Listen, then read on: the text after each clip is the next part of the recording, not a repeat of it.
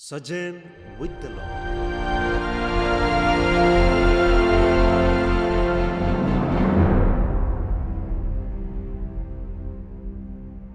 Throughout the ministry of Jesus, we see examples of his mercy and grace toward the lost and wandering.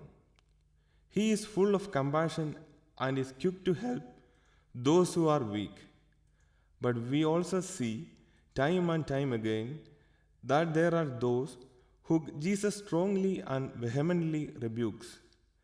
This passage speaks of two warnings for the church. They are a warning against hypocrisy and a warning against tradition.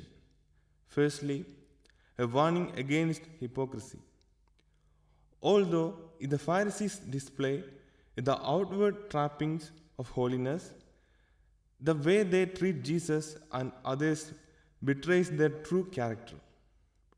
True worship begins with humility. The Pharisees offered no real worship to God, since, in effect, they worshipped only themselves by relying more on their talents and goodness than on the goodness that comes from God. The Pharisees used the talents and gifts God had given them not for God's glory, but for their own personal gain. Whether that gain consisted of praise and admiration or personal comfort and ease. What we need to do is, we must guard against being outwardly religious and inwardly heartless.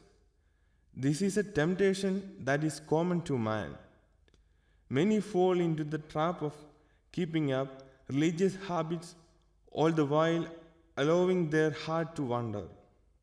We must always be vigilant to keep our hearts set on God, allow our worship and obedience to flow from our gratitude and love for Him.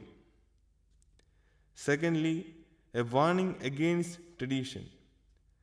Tradition has had a way of creeping up again and again throughout the history of the church. It was primarily the tradition of the church that Martin Luther reacted against during the Protestant Reformation.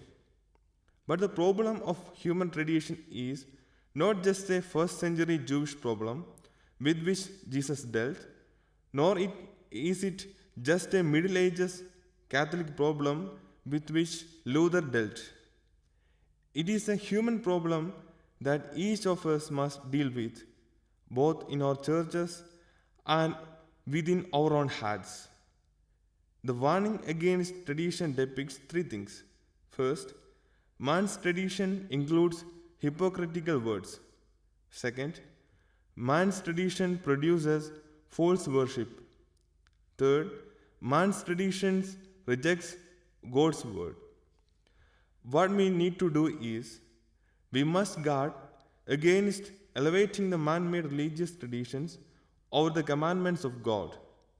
We are often tempted to rely on our attempts at attaining righteousness. We use religious traditions in an attempt to earn God's favor. We must remember that our righteousness is in Christ alone.